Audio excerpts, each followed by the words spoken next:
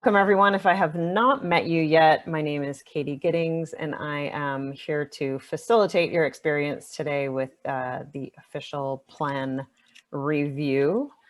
And today's topic, all about food. So while you're settling in here, what you could do is make sure that you're on gallery view so you can see all of the people that are on the call. So if you just go to the top right corner of your screen, you should be able to see the different views, so speaker or gallery. And then if you can find the chat, let's see what are your interests in this topic.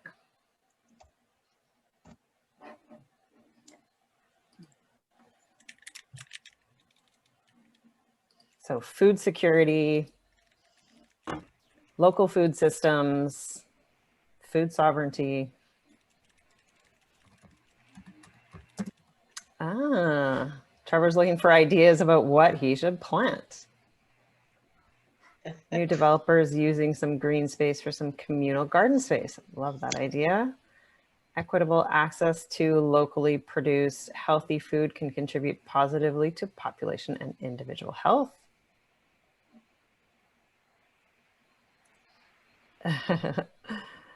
If you'd like to eat and count on eating, then this is an important issue. Thank you, Shannon. Absolutely. Great. Ben, interested in the local market. Susan says food and climate change, communal garden space from Chris. Awesome.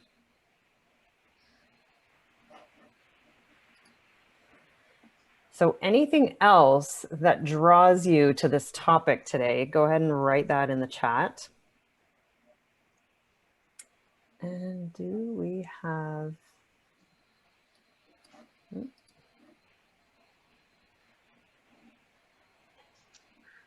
growing food closer to home, either individually or communally, and not being as dependent on the outside world. Absolutely. Okay, so as our numbers grow, we now are on 2 pages of the Zoom world. So if you want to see who's all here, you can page to the next one. And I was just curious if Roddy was here. Roddy, are you here yet? Don't think so. So we will begin shortly. So today, I think Brad is going to be logging in shortly. As we all know, with things happening with the pandemic, I think he had to bring his children home. So we'll welcome him when he is able to make it. And otherwise, today we are covering food topics, and we have Ramsey. Ramsey, give us a wave. And we have Madison as well. Madison, hello. So we, let me just share my screen here and I'll give you a little overview of what we'll do. So today we're gonna talk about all things food with Ramsey and Madison leading the way. We'll have a chance for you to ask questions along the way, but really we'll have a good chance for you to be in a breakout room and talk about a specific topic. So we'll be dividing you into 5 different topics, all based on different parts of the food system, to have a discussion, and then you'll come back with your top ideas to share with the rest of the group. So let's look at today's topic. So first of all, welcome. This is the official plan review. Last week, what we talked about was natural heritage and cultural heritage. There are minutes on the website that you can go check out. Gives a great overview of what we discussed last week. And then, of course, today's topic, as we have alluded to, is food security, food sovereignty, and local food systems with Ramsey and Madison. So without further ado, I would love to have Ramsey and Madison, just if you could introduce yourselves, tell us a little bit more about your work and what you do. Great, thanks, Katie. I'm Ramsey Hart. I'm the executive director at the Table Community Food Center, and we were thrilled to be approached by the town of Perth to contribute some new content for the official plan. And we'll be sharing some of our ideas today, but also really excited to hear some more feedback from the community about what they think should be in the plan. I like that screen. Yes, good enough to eat.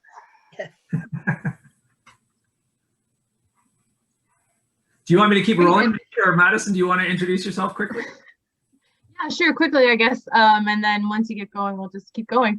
Madison Hainstock. I'm very excited to be here alongside with Ramsey and the Table working on this topic. It's a really important topic, and I think one that I think we have a lot to do to thank Brad for kind of encouraging these conversations to start happening in Perth. And yeah, I have my my master's in this topic, as well as probably more degrees. But if you find spelling errors, then I apologize, because no matter how many degrees I have, I still can't spell for some reason. Don't blame right now. Yeah, right now I'm actually working on an organic farm just outside of Perth called Waterton Downs Organics, with John Weatherhead. So it's been a really great summer so far. Madison brings both her hands and her head and her heart to the topic, and did most of the heavy lifting on this report. But I just wanted to start off, in case anybody wasn't familiar with the table, with a quick overview of what we do. So there's a slide about that next. I think Katie got that. I know many of you are familiar with the table. For those that aren't, our mission is to foster a healthier community that's more connected and has greater access to healthy food. So we do programs like our food bank and our meal programs. I came home because the kitchen was busy with lots of activity, prepping over 200 meals for our takeout meal tonight. And the food bank was sending out groceries from downstairs. But we also do a lot of work to make sure everyone in the community has the skills and knowledge to improve their eating. And we advocate. We believe that there are things that need to change in our community and in the province and the country that we can influence. And so it was a real thrill when we were approached to help work on the official plan and bring more food content into the plan. So you can go to the next slide, Katie. At the table, we eat, think, and sleep food. So for us, food is really at the center of it all. But even if you aren't so focused on food as we are, I think you would easily be able to find ways that food is inextricably linked with our environment, with our culture, with our economic system, and especially for us, an area we're really interested in and trying to do more work on it is how food and health are connected. And that's not just nutrition and physical health, but also our mental health, our emotional health, even our spiritual health are all connected to our food system. And so it's kind of surprising for us anyways that food wasn't more central in most municipal plans.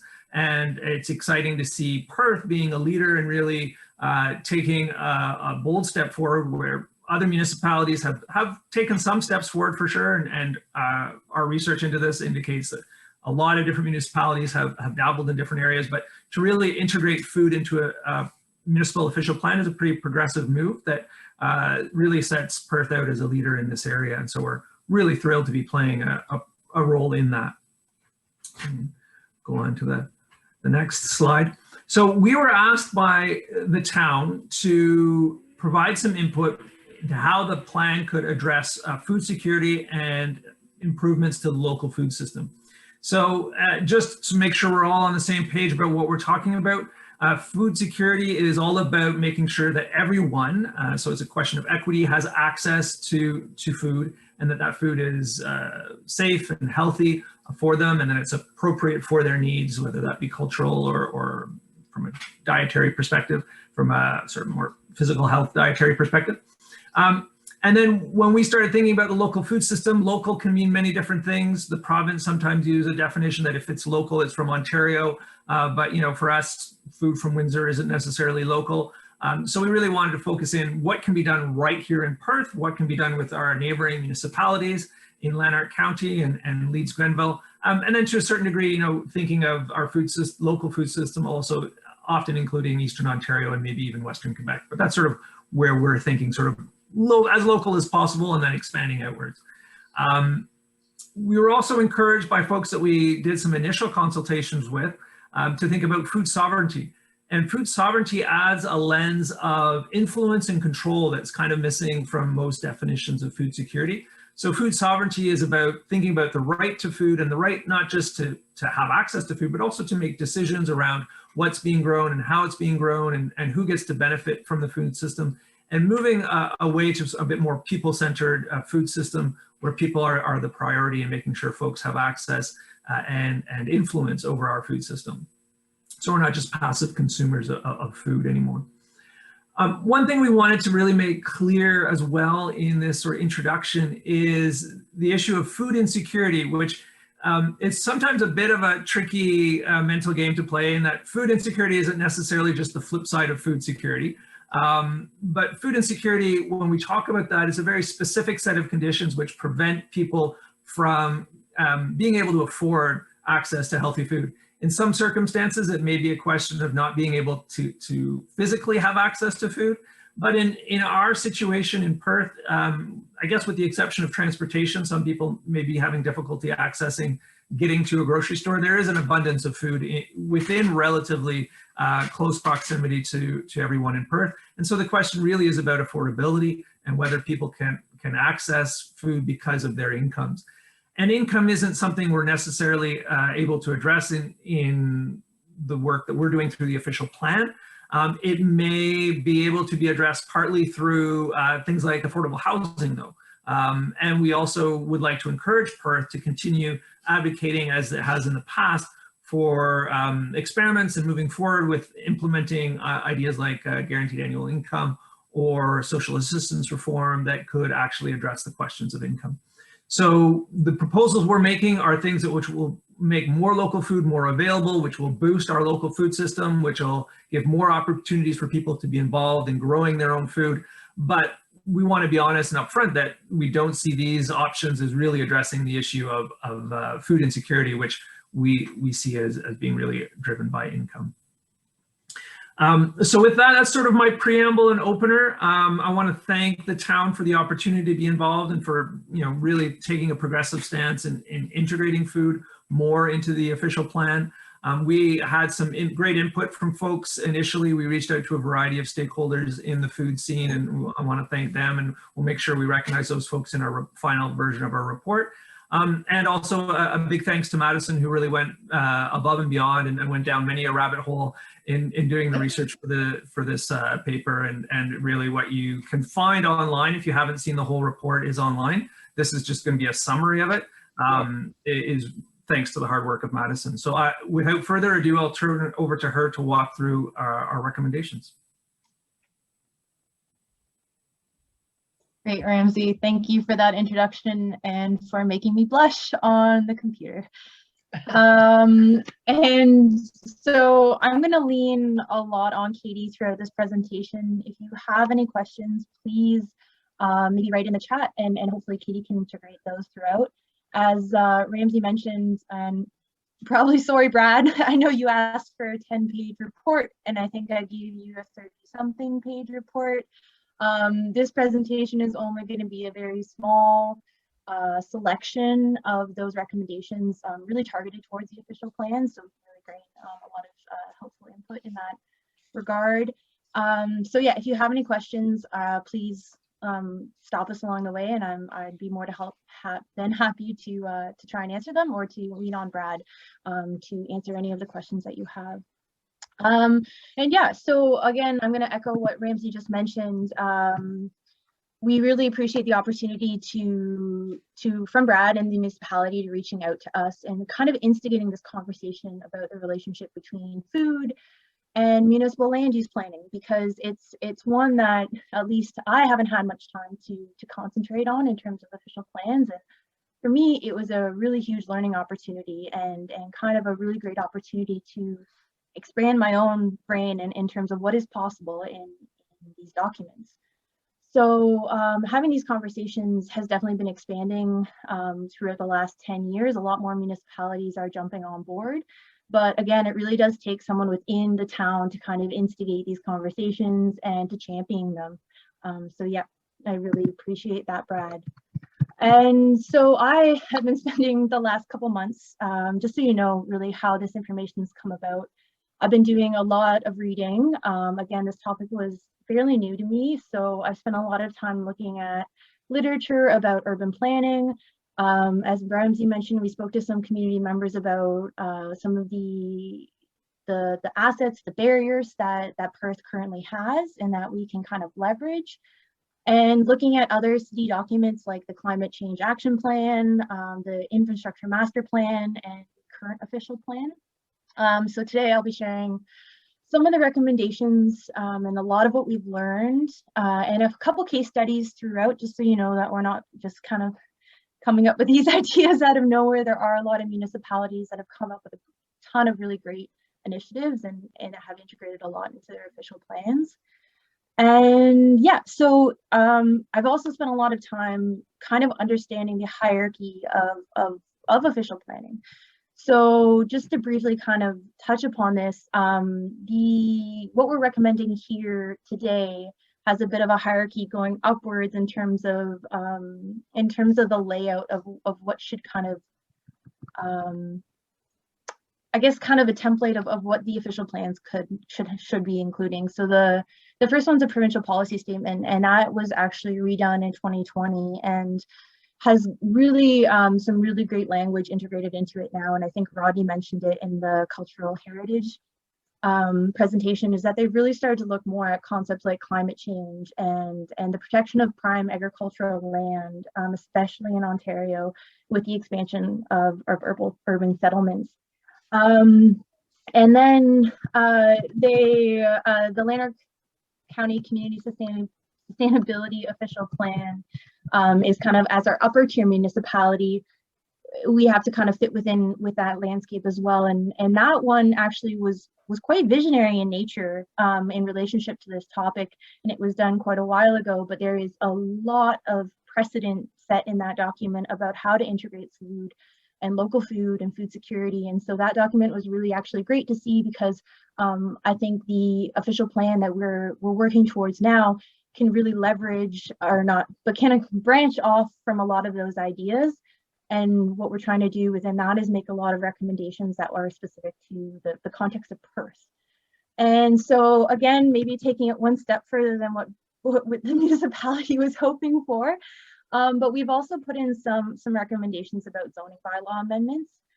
So those have to conform to the official plan, and just kind of, again, how can we bring this official plan that next step? So, you know, having this information on paper and in a document is very important, but how can we, you know, start looking at those next steps already? And so we also are going to talk a couple of bylaw amendments and some program ideas. So brace yourselves. Katie, if you don't mind going to the next slide. And so if I've overwhelmed you already, I apologize. I think when I first got this topic, it's a lot. It's a big topic. You know, food security is a vast conversation. Local food is a vast conversation. So how can we break down these big concepts? And so when Ramsey and I were talking about how can we structure these recommendations and structure this report, I think that this diagram here kind of encapsulates all the sections, or it's a very simple diagram, but it captures those core sections of what is in a food system. And so throughout the presentation, we're going to be structuring our recommendations underneath these topics. So under production, processing, distribution, we're going to actually be skipping access, because as Ramsey mentioned, that's a very specific conversation generally around food insecurity. And unfortunately, well, you can't find a diagram of a food system without access in it. So that's That is why it's here, but I think it's also important to mention. But we're also going to be looking at consumption and waste recovery. And just to note as well, when we get into the breakout groups, we're going to be doing it a little different this time, and we're going to be asking everyone to select what breakout group they'd like to join. So what topic? So production, does waste interest you? Does distribution interest you? And whatever topic you find passion about, to join that group, and we'll be asking a couple specific questions within those groups. If you don't mind going to the next slide, we're going to jump right into it because we have a lot to cover. So the first conversation in production that I think is one of the most leading and versatile municipal interventions to improve food security and increase local food sovereignty is urban agriculture. So when you look at the literature and at research, urban agriculture is defined in many different ways, and is kind of it is beautiful in the sense that it can encompass many different things and a lot of different activities. So one of the definitions that we like is integrating the cultivation of food crops. It includes fruit, berry, and nut bearing trees and shrubs. It can include backyard hens and bees. It can include gleaning, edible landscaping, community gardening, urban farming. It also has to include the sale of harvest and in any infrastructure that accompanies gardening. So sheds, greenhouses, rain barrels, composting units. And so why is urban agriculture really important? There's a lot of literature that talks about it encourages food literacy and experimentation, community engagement and inclusiveness, physical activity, healthy ecosystems, entrepreneurialism, and really, I think, as we can all maybe see more in these times than ever before, it actually really increases people's ability to prepare for times of crisis. So if you have a garden in your backyard, you might have a little bit, a little bit more security in terms of your access to food. So you don't mind skipping to the next page, Katie. So already within our official plan, there is conversations around localized food production, and it is encouraged generally through support to community gardens and on public land and home gardening. So throughout the official plan, those are kind of the sections that'll come up in. The provincial policy statement has integrated some conversations that can be interpreted to support urban agriculture. So, they're looking for healthy, active communities promoted by public spaces that foster social interaction, community connectivity, and provide a full range of equitably distributed, accessible settings for recreation. And so I think that urban agriculture can fit very well into that, municipal access. And then within the Lanark County sustainable official plan, they commit to supporting the development and ongoing operations of local community gardens. So kind of in summary, a lot of the documents right now that we're looking at are kind of more focused on community gardening, home gardening, and what we're hoping to do here is to ask the new official plan to expand that definition. So to expand community gardening to urban agriculture and to expand what is possible within these spaces. So that's the first recommendation that we have for this. So, and then we would like it permitted on all land use designations. So for example, urban agriculture can happen on parks and open spaces and residential areas and public service and institution facilities. So it's really, it's defining, it's including a definition of urban agriculture and then explicitly stating it in the range of permitted uses under each one of those land use designations. And then, as I said here, we're gonna provide a couple other recommendations while we're at it. How can we take these from the pages of the official plan and really bring them into life? So how can we take those next steps? So I think if we're going to be doing this, we need to do some updating to our zoning bylaws and animal control bylaws to allow for and put in conditions around backyard hens. I know the town of Perth has many residents who successfully have backyard hens and really enjoy it.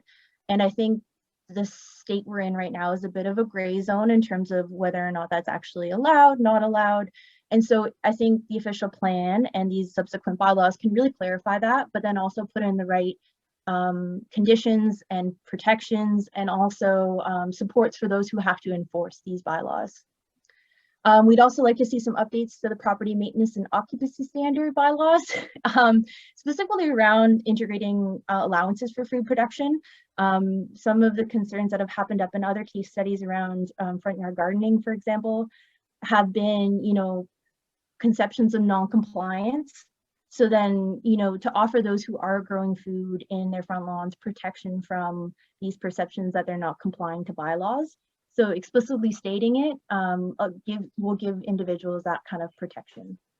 And then my favorite thing is create more policies. So when I was in Kingston, we did a lot of work on creating community garden policies, which will then take pressure off of organizations like the table to be the sole, or maybe not the sole, but to be a lead in community garden creation, and actually puts the power back in the hands of residents. So in Kingston, at least, they have a community garden policy where 10 community members can go into agreement with the city to create a community garden and to have insurance and all of those other factors and their own partnership agreement, which really allows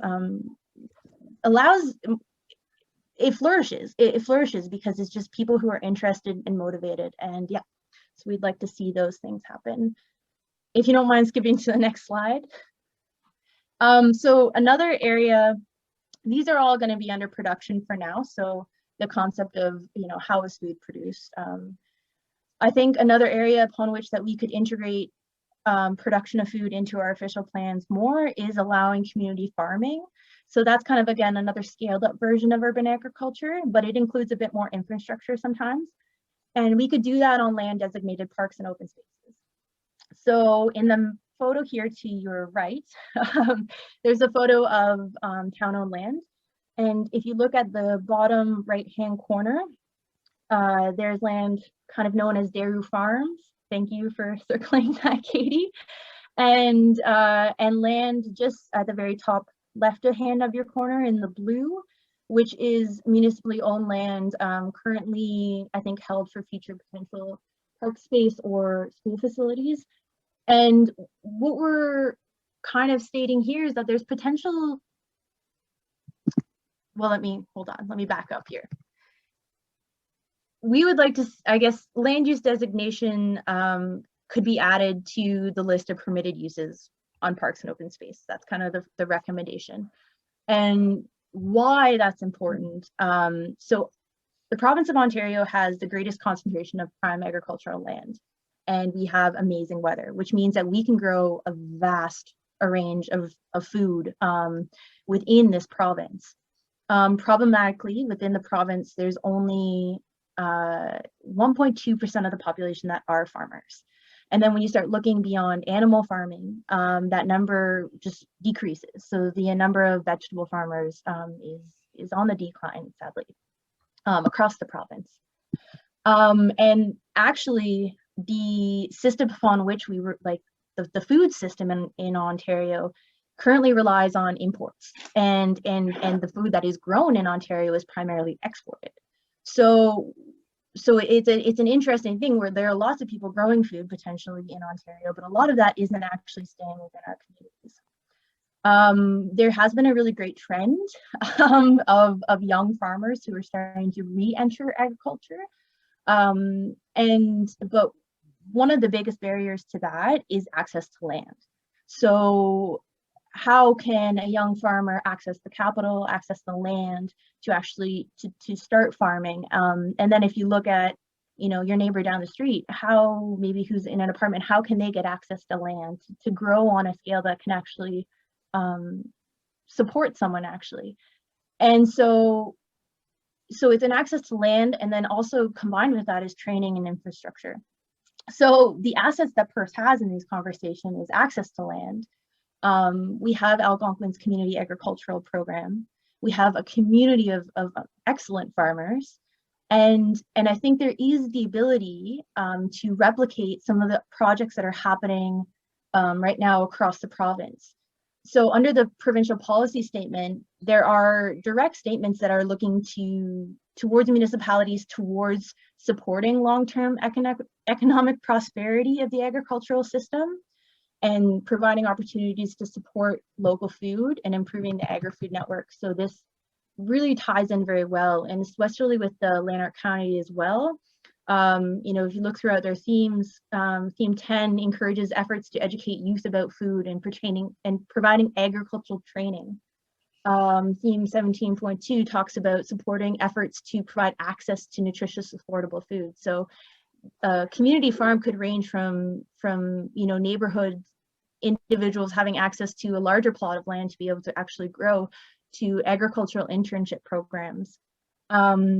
And so again, this is kind of a vision statement, right? We'd like to see this as a permitted use within the official plan, and then how as a community can we come together to take it one step further and bring it into actuality. And Katie, if you don't mind going to the next slide. If you think that, well, why do we need to farm in Perth? There's tons of farms around Perth. I think that if you look at the example I have here, it's Black Creek Community Farm, and it is downtown Toronto. And if you don't think that, a farm in Toronto makes sense, well, it does. And there are, there's actually 8 acres of land owned by the Toronto Regional Conservation Authority. And it's under a management agreement with the City of Toronto and a couple different nonprofits. So Everendale, Food Share, African Food Basket, and the African Food Basket. This land specifically is actually designated open space and recreation. So slightly different terminology, but that is the Toronto's way of defining it. And in this area, as you can see by this diagram, they have organic vegetable fields, they have a forest trail, there's a 4-season greenhouse, outdoor classrooms and pavilion, there's mushroom gardens, there's chickens, and there's beehives. So they invite members of, and Jane French is a very densely populated and highly racialized community. There's a lot of people that are coming from various different areas that have problems around food access. And sorry, I'm not really saying that giving it justice, but I really recommend looking up the program. It's a really fascinating initiative. But basically, together they offer fresh organic produce at accessible rates from June to November. They do outdoor education camps and farm school programs. They offer seniors programming, youth internship programs, and they host workshops and public events. So it's not just about making sure people have access to food, but it's creating community. It's creating safe spaces for youth education and seniors. So there is very much the potential to do a project like this. This is just one project. There are many examples of this type of work happening, and I really do believe that Perth has the assets and space to actually make that happen if we can integrate the ability within the official plan. If you don't mind going to the next slide, Katie. And a very important part of production, we start talking about land use, is farmland protection. So I kind of touched a bit about it last time. And I believe in the last presentation, we spoke a lot about population growth and the management of development. So I think that this one ties in very nicely with that conversation. I believe that there is, in terms of our first recommendation, which is stating support for the local food system within the actual document of the official plan, I believe that in action, Perth is doing many fabulous things. So it's just about getting those words to future leverage within those documents is really the important piece. And then in terms of the second recommendation we have there, when I was reading both the official plan that we currently have and the Lanark County Community, I'm always going to get it wrong because I always refer it to the acronym, the Lanark County official plan, we'll just take a look a little bit. I believe that there's a lot further work we could do in terms of defining prime agricultural land. So if you look to the right of the screen, the photo I have here is coming from the Ontario Ministry of Agriculture, Food and Rural Affairs. So this refers to the soil capacity for agriculture, and it's how they define what is prime agricultural land. So I know it's a little hard to interpret, but the gray zone with a 0 in it is the town of Perth, and they do not classify the soil because it's an urban settlement area. The black areas are water bodies, so Grant Creek's to the right, to the left, and Perth Long Swamp on the right. And then if you look to northwest and kind of the southeast of Perth, you see a bunch of twos.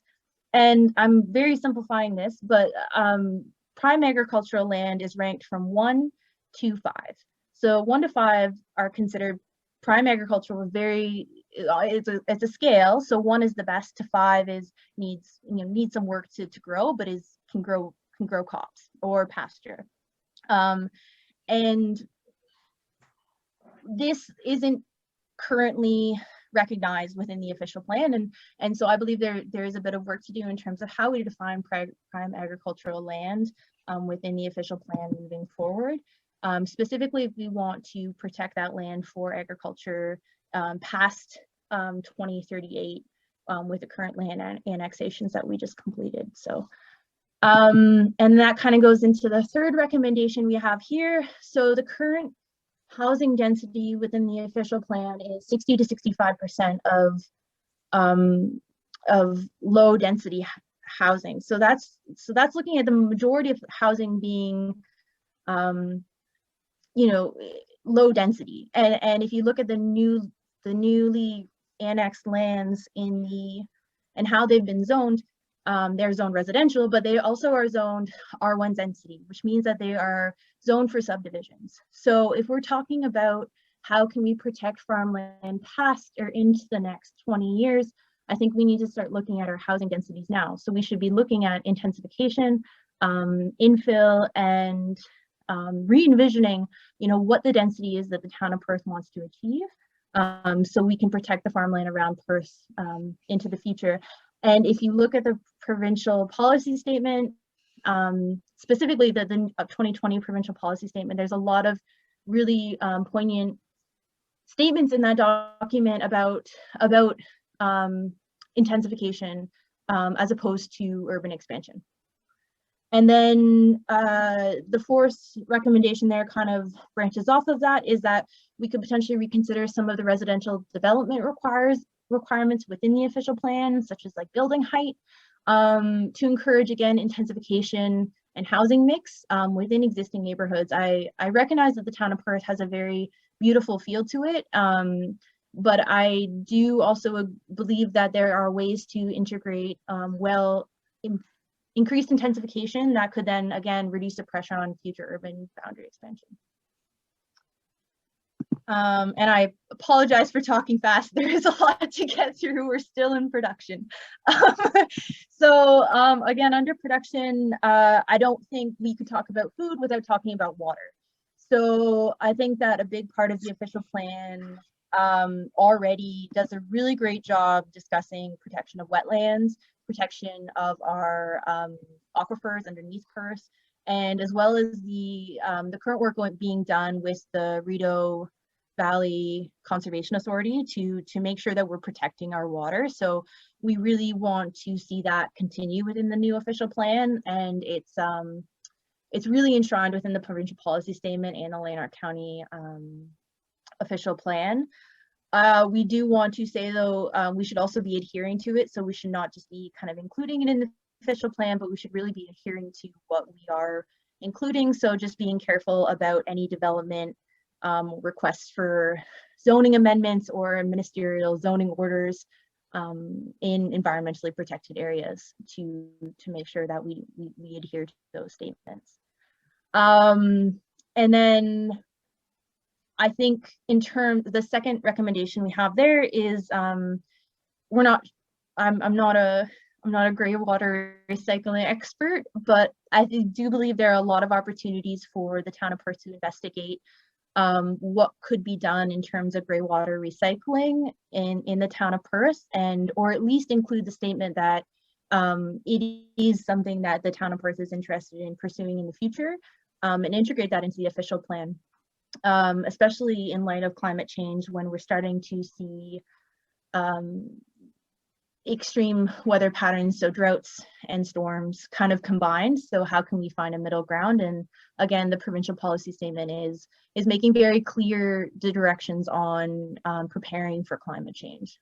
And so just again, how do we can bring some of this to fruition is actually, I've seen a lot of other municipalities integrate gray water recycling into their official plans, and then also adopting programs. So a lot of, again, Kingston, Tay Valley all have municipal rain barrel programs that you can either buy or get rebates on to encourage all residents to collect that rainwater and use it on their gardens, or yeah, gardens, really, just gardens.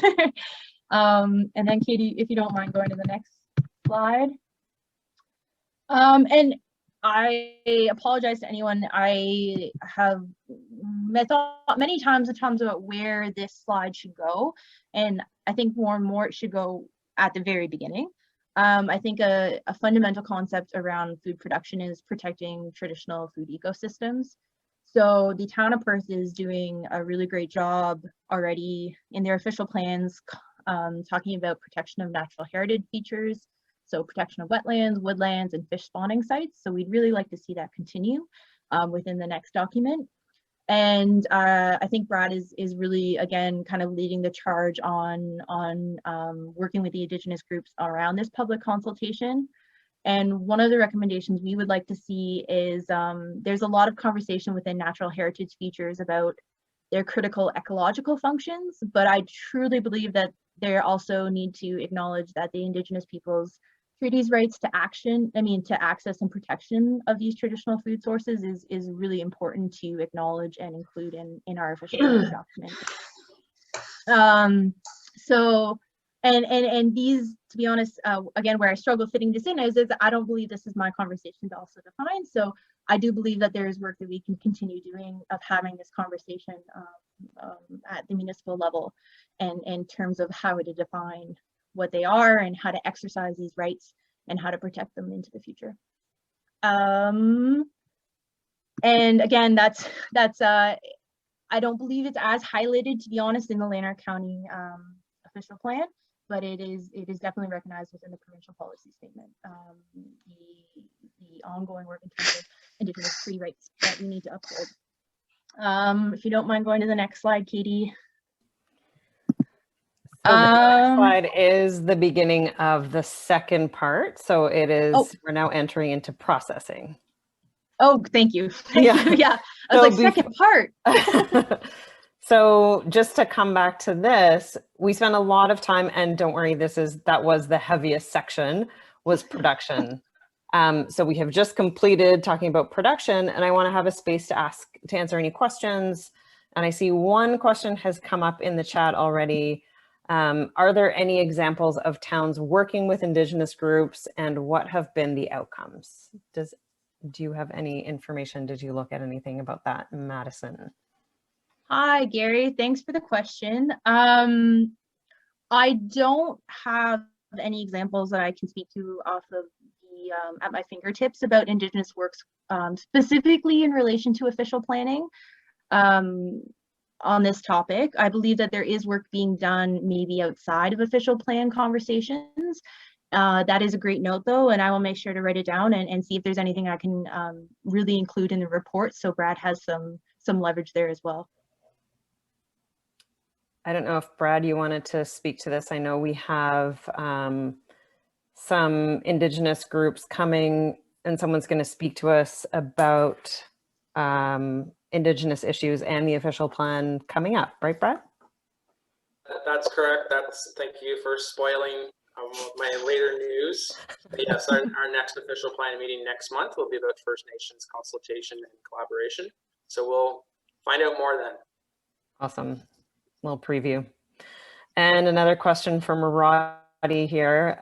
Did you see any info on rooftop farming gardens on industrial and commercial buildings? He has some Hi, Roddy. he can send. Thanks, I appreciate that. So the current official plan does allow for rooftop farming. I leaned away from focusing on that specific conversation. The fascinating part I found about doing this was a lot of the work on official plan integration has been happening at really large municipal levels. So like Toronto, Montreal. And so really interesting part of it is how can we take some of these larger municipalities and integrate them to a way that works with Perth. And so I didn't focus too much on rooftop gardens, just for that reason, because I truly believe, and this might just be a personal objective thing, and I can probably maybe hold that aside in the report and integrate it, but I do believe if we have the space to grow in the ground is our best bet. I think green roofs are a really great way to offer heat relief. But I think urban agriculture, when we stop looking, like Toronto has limited space. Tops of buildings are a really great space to have them. But I think in the town of Perth, if we really look around, there's lots of space that we could start growing in that wouldn't put them to the top of buildings. But again, thank you for the point, and I will actually write that into the official plan and not just kind of overlook it. Excellent. All right, so we have Brody next. Do you know how much space within town limits is currently being used to support food production and security, like the garden that the table operates in the last dual park? Thanks for the question, Brody, and I might pass part of that off to Brad. I'll try my best first. The two gardens that I do know of are, one is the last dual park, which again is on the public land, as well as the garden up Rogers Road, which is also on municipal land. I think it's an easement, but again, Brad, you might have a better way of defining that. Those are the two spaces that I am aware of. Again, I'm actually very new to Perth, so there might be something going on, but Ramsey and I have discussed it. So, and then I don't know how much is under cultivation in personal backyards, and it seems like I've seen lots of people growing, but but Brad, if you have anything to add to that, you might do a better job at that question. No, I'm afraid not. I don't have any information on that. I was hoping Ramsey could fill us in. Yeah, in terms of area, the table has about 10,000 square feet of garden space between Lastel Park and a little bit on Rogers Road, and then there's probably about an equal amount more, another 10,000 square feet that's in the allotment garden. There's some very small sort of community gardens. Yak has a small garden.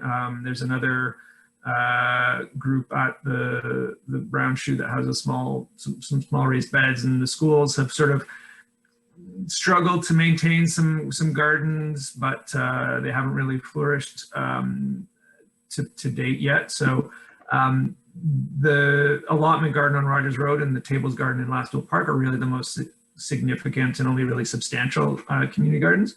But then, yeah, there's all sorts of people. My front yard is 80% veggie production, but we don't have any way of quantifying that at this time.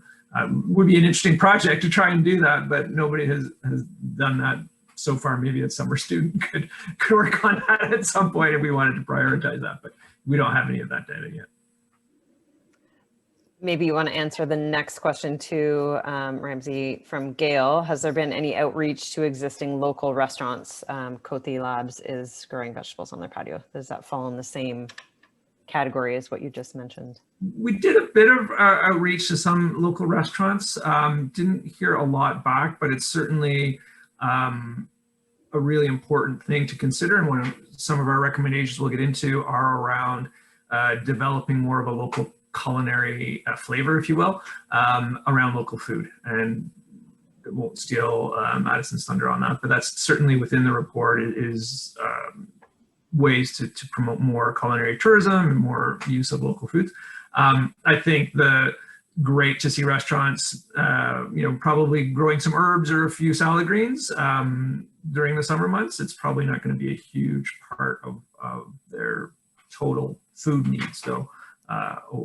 Over the course of a year, but there's lots more that could be done to bring local producers and restaurants together. And how about we'll take this last question from Judy and then we'll continue with the presentation. So there is a program beginning at Algonquin in agribusiness. Could there be some correlation in having students teach people how to garden? Is there any link between you and that program, or do you have? The table has been collaborating with the program. It's already up and running, Judy. It's been, they've had 2 years, I think now, of students going through. They've done, I need to follow up with them. We were collaborating earlier in the year on looking at some cold storage options for the table. The egg students were doing a feasibility study as part of their project management class, but that's clearly one of the assets that Perth can leverage to, especially, you know, when we're thinking about the community farm concept. It's like, wow, what a great opportunity to bring the college students and have, maybe they have access to land at the community farm, or maybe they're leading workshops. But yeah, it's definitely a great bonus for this whole topic that the college has got that program now. Excellent. All right, back to Madison. Here we go. All right. And okay, so the next topic we decided to look at, or makes sense to look at, would be processing. So how does the food that is produced, how does it get through to retail areas? And I think, again, if you look at the entire report, there are quite a few recommendations. The one I really thought would be very interesting to focus on today is around shortening the food supply chain. So the town of Perth already has, you know, a great number of folks that are processing foods. You know, we have new breweries, we have things like Perth Pie Company, kombucha, and that's been really allowed on a broad range of land use designations. And so we really commend the town for being very flexible in terms of where things are happening. And we just want to note that, you know, value-added agricultural products that are processed and available locally, you know, really don't only support healthy communities, but they also really do provide job opportunities and diversify the economy.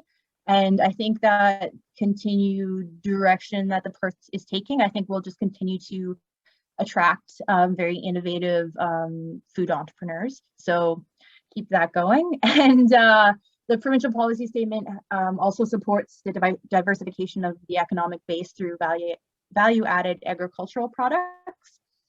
I think in our conversations, and again throughout the literature and, you know, nonprofit reports, there's huge processing infrastructure gaps in our food system. So one of the biggest barriers to local farmers in our area is actually meat processing. So even though demand side of local food is only skyrocketing, where people can take their animals to be processed has shrunk and shrunk and shrunk. And so we are kind of getting a little maybe radical here, but one spot that I found interesting within the official plan is that there actually isn't any agricultural or rural land. And I can understand that because it is an urban settlement. But I do believe that there is agricultural and rural land within the actual urban town boundaries. So I think that maybe in the future it'd be interesting to consider reintegrating that concept back into the official plan, and in line with the provincial policy statement, allowing under the range of permitted uses on-farm diversified uses. So that actually would allow something like a abattoir or a meat processing facility to locate on prime agricultural land. And they are exempt from minimum distance separation designations that are enforced around things like landfills. So there is potential if Perth is interested to move in that direction. And I think that there is land. Again, if we look at that land above Highway 7, or there's private land up there that is under special study area, but it is right now agricultural. And, you know, the industrial land known as dairy farms, there are potential avenues towards rezoning or, you know, facilitating. And I think if you have the official plan language that allows agricultural or rural land, it would go a long way, because although abattoirs and meat processing plants are provincially and federally regulated, when I talked to OMAFRA about it, it's actually the municipality who decides, based on their land use planning, whether or not they can actually locate. So, and if that maybe pushed people too far in the town of Perth, I think that there is a lot of space for the town to leverage, or at least push towards having these designations and encouraging that to come to Lanark County. I think that there are a lot of the farmers I've spoke to, and that travel very far, and it really stresses the animals out. And I think that there's a huge gap in this area. So again, integrating something like agricultural rural land back into the official plan can open up more avenues for these kind of conversations. And if you don't mind going to the next. Could I say something? Yeah, Leona, go ahead. I taught with a lady whose husband was a meat inspector for the government. And when I read the report, this part really interested me. It's kind of an abattoir is something people maybe don't like talking about or thinking about, or not in my backyard thing, but he was very passionate about it, and he was very upset with the government and the lack of meat inspectors. He hung in till as long as he could till he reached retirement. There was such a lack of meat inspectors, so it was a very stressful job. Because of that, you might think about what he was doing, but I thought this was a great idea. I thought the mobile abattoir was a wonderful idea. And I mean, Perth is looking for businesses, and this could be one business that we could look to get into. It might be a bit unpalatable to some people, but it's something that has to be done. And the idea of not stressing the animals, right now I can't think of that lady that deals with the animals. They've made movies about her. Maybe somebody can think of her name. She's a bit autistic, but she's become quite famous because she would work with the animals. She was so against them going down big cattle drives and then being pushed into things. And she said the hormones that they release into their meat really affects the taste of the meat. And so I just can't think of her name now, but she became quite famous about treating the animals before they were slaughtered. So this is big business. Meat is there. Not everyone's vegetarian. So I am for this, and I think that it's something we could really look into. It's a business that's not going to go away. And as I read it, if I say I was excited about it, I'm not excited about killing animals, but you know, it's a necessary thing in life. And I thought that how it was all written up in the report was really good. And whether it's a traveling one or whether we have a place for it, I really think it's a good idea. If I could comment further on that, there used to be an abattoir at Scotch Corners on the way to Carleton Place, and the government regulations just kept getting stricter and stricter and stricter. Yeah. And it was very expensive to do what the government required. Mm-hmm. So they went to a phase where they were allowed to process deer and so on from hunting, and I think now they've closed down completely because the government regulations were so stringent and expensive. Yeah, well, I think it sounds like that's a great breakout group discussion you guys are going to be having. I don't mean to squash that at all, because I believe me, I'm right there beside you folks in terms of seeing it as a very necessary component. And if you look at the report, I do also discuss Quebec, the Yukon, British Columbia have all done mobile abattoirs and allowed that as well. So there are tons of things you could advocate for, but just for the process of time, because I'm just going to keep going if that's okay. There's a lot. Yes, we got half an hour left. Yeah, and I want you guys to be able to have some time to talk as well. So distribution, the next theme on the list. And when we talked about distribution is where is the food in purse is really the biggest question there. I think that there is a lot of grocery stores and small businesses. And I think a lot of the literature shows that the composition of a neighborhood in terms of the quantity and quality of food available really impacts food and health. So people with greater access to supermarkets and retail stores tend to have healthier food intakes. So when I was looking at the town of Perth, and when I was looking at the official plan, and when I was looking at GIS maps of where things are, large grocery stores have predominantly moved towards the highway commercial district. So the Independent, Metro, Foodsmiths, Giant Tiger, and along Wilson Street. So, and as those areas are stated in the official plan, they're largely automobile oriented. So a lot of our recommendations kind of start leaning off of that. The first is that all development, we'd really like to see within the official plan, there be a statement that, just a visionary statement saying that development will occur in a manner that will facilitate access to locally grown foods and healthy foods. And I think that when you start getting into the nitty gritty of things, you could start as a planning department or, within the official plan, start looking at increased density bonuses. So allowing higher buildings, if a building has a grocery store on the ground level, or starting to kind of create mixed use commercial buildings and communities. You could explicitly state the permission for small grocery stores as neighborhood servicing uses in residential areas to encourage them to locate in residential areas as opposed to business areas, business districts. And one really fascinating, sorry, I'm going to speed up here, if that's at all possible. One fascinating thing I was reading when we were going through the official plan is in residential areas, right now the town of Perth doesn't require sidewalks to be built on all residential areas. And I think that when you start looking at access to food and walkability and if you have kids and you're getting them on bikes, you might not feel 100% safe on the roads yet because there aren't any bike lanes. I think sidewalks offer a really important avenue to make sure that people can walk to grocery stores. So I think that means coming out of residential areas and into the downtown commercial areas are just important to have sidewalks. And then the last one here is, I'll explain this one a bit more. So there's a development design criteria within the official plan, and we really want to recommend maintaining that food retail stores cannot request over the current gross leasable floor area.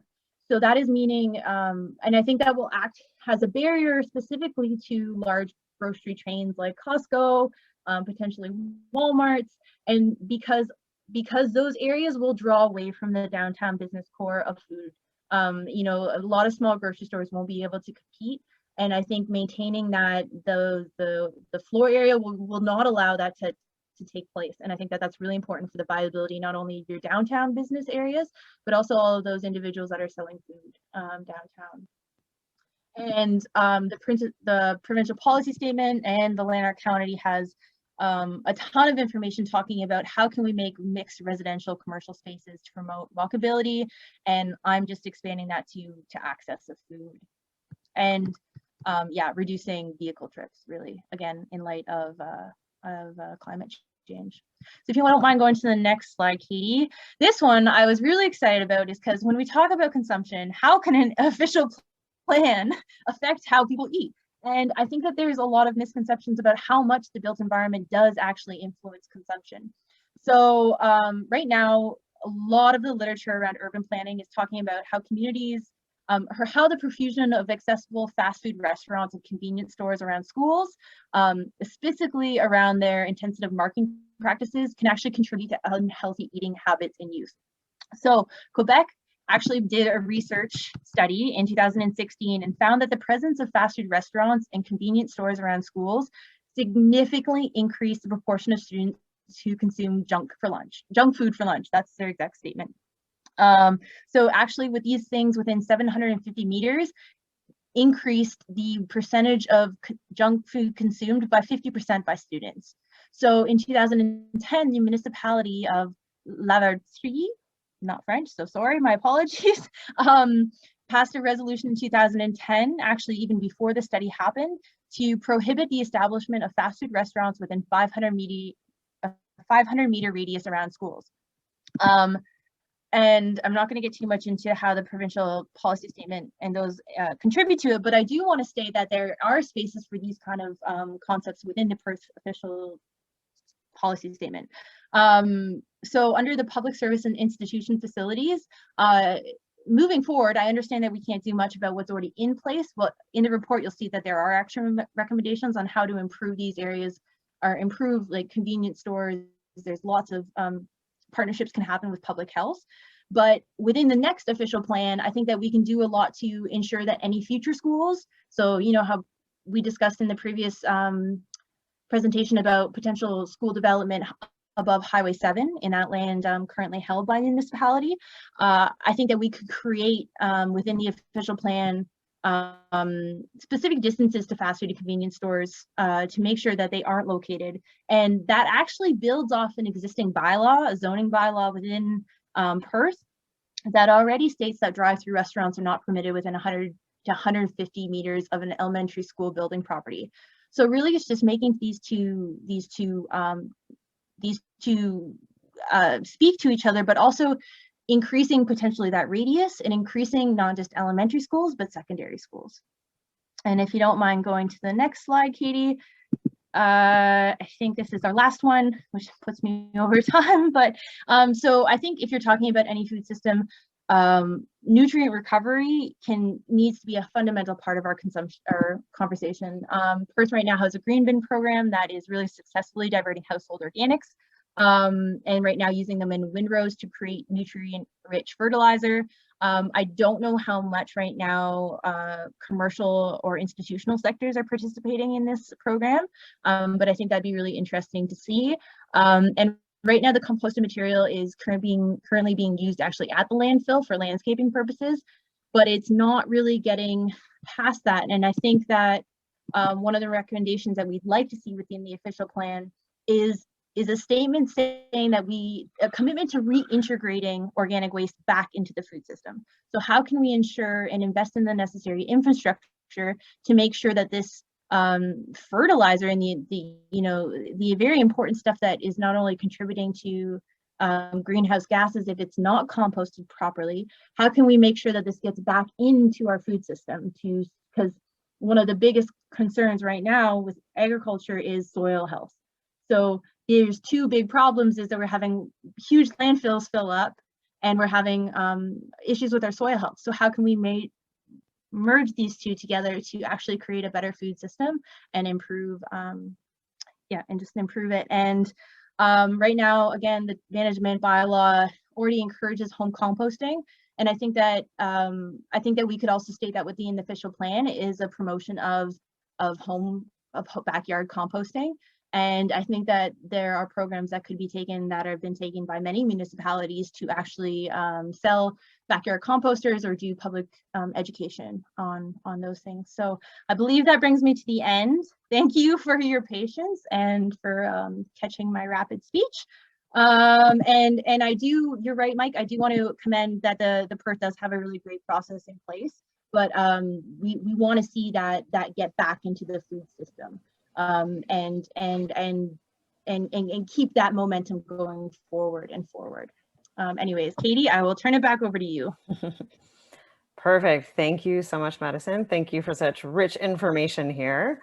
So, and I see there's already some ideas coming up in the chat. So what we'd like to do is make sure you have a chance to share with each other, to dive deeper into each subject. So what I'm going to do is open the breakout rooms and everyone is going to get a chance to choose their breakout room. So do you want to be in a room to talk about production, processing, distribution, consumption, or waste? So you'll be able to choose. And then when you're in your room, I want you to cover these three elements. So one is in relation to the topics. Sorry, let me just put it on the screen as well. In relation to the topics that you've selected, what assets in Perth do you most value? So what already do you most value? What do you find is really important? Second question is, how would you like to see this topic flourish? You've heard this word a few times today. It's a great word when we're talking about food. What would you like to see so that this topic can flourish? So whether it's consumption. What can you do? What is there something that you would recommend so that this would be successful and keep growing? And then what other recommendations do you have? So what other ideas or things do you have that you know about that are happening, or would you recommend? So I'll open the group. You'll have about 9 minutes to discuss. And then what I'd like to do is when you come back, we'll share in as kind of most efficiently as possible to make sure that we end on time. So I'll just ask you your top 2 ideas for each of those. Any questions before I open the breakout rooms? If you can't choose a breakout room, then just stay behind and I will assign you to one of your choice. Put up your hand if that was not enough time.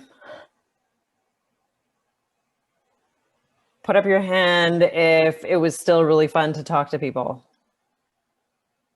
Okay, so good. And of course, that's a huge topic and we're not gonna have so much time. So we also don't have much time to wrap things up. So what I'm gonna do is have each group share just one thing that is very pertinent that they talked about. So starting with production, let's hear it.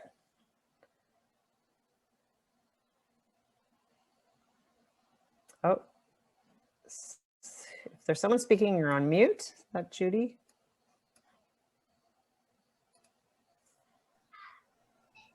You're asking for one thing that we most valued, that we currently have? No, the top subject that you discussed. So it could either be how you'd like to see this topic flourish or a recommendation. I would say that we make it part of the tree planting bylaw.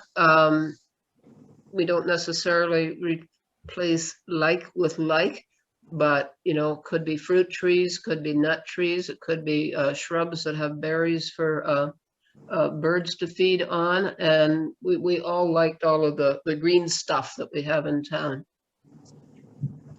Excellent. So production. Okay. If we have extra time, we'll come back to you. Okay. Next group was processing, and unfortunately, Brad was by himself. Not a very popular subject, so we'll skip that. But I think that's good information also that it was, maybe a gap of what needs to happen. Distribution is next. So if someone would like to tell us their top ideas, top things they talked about.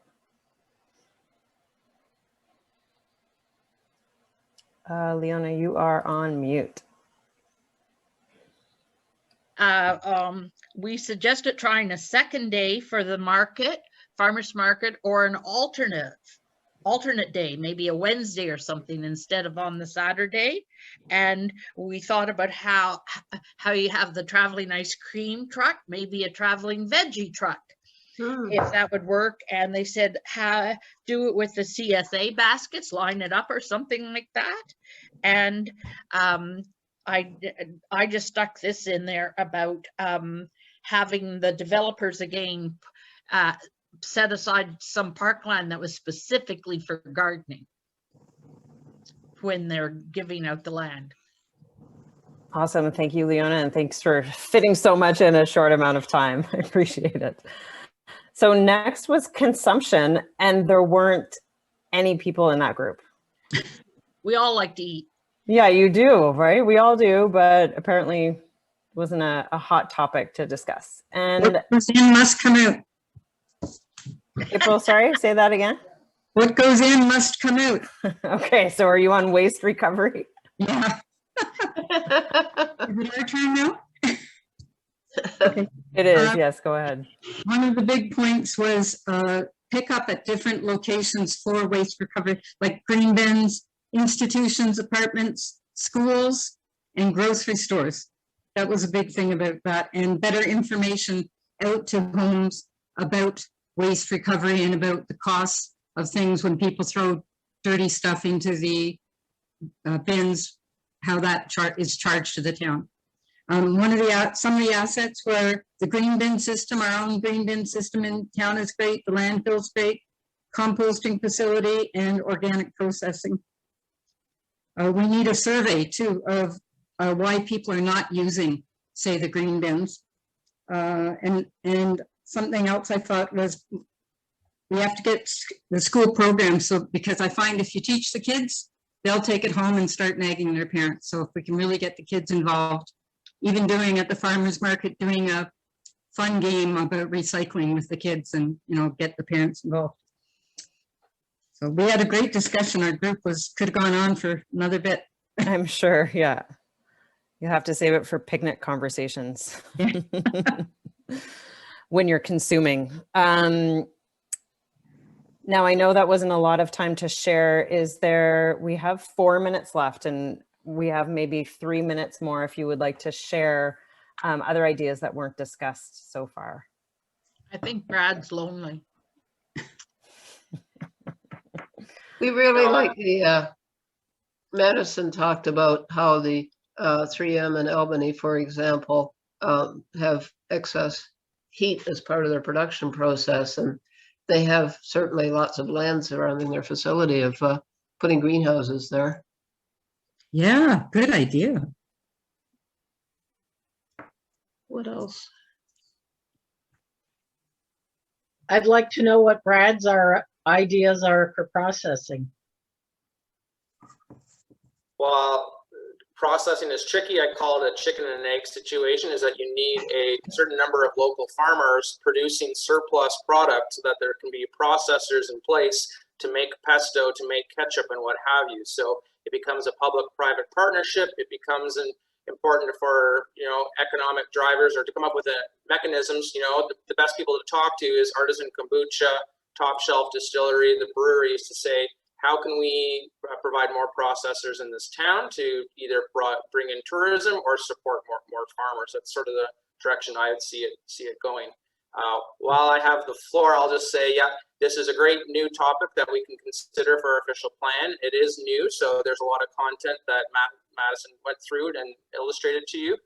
There isn't a lot of direction from the province in terms of policy. So, you know, we can go above and beyond what the province is stating in terms of policy direction. So I'm looking forward to, you know, this feedback that we received today to see what type of policies that we can put in place. And we're not as big as Kingston or Ottawa. So, you know, we do have limited capacity, but we do have, you know, a good opportunity here to come up with new ideas and direction for land use planning. So thank you everyone for your ideas. Thank you for putting this on the list, Brad. I imagine it was likely you. Yes. So there will be opportunities to learn more and to participate. So if you want to learn more, definitely check out the document Ramsey and Madison have completed and put on. I believe it's linked on the website. It's a great paper to go through all of these topics. If you want to contribute your ideas that haven't been collected yet, you will have a chance via survey that will appear on the website shortly. Allison from the town of Perth will be helping out with getting that on the website as well. So thank you so much for being here. Thanks for contributing. And next month, we will be having First Nations consultation and collaboration with Dick, who's right there on the line. Did you want to say hi? No, Everyone, and looking forward to next week. Okay. Next Month. Next month, yeah, Yeah. next time. Got me all It excited. does go by quickly, but yes. Madison, Ramsey, anything you want to say to close us out?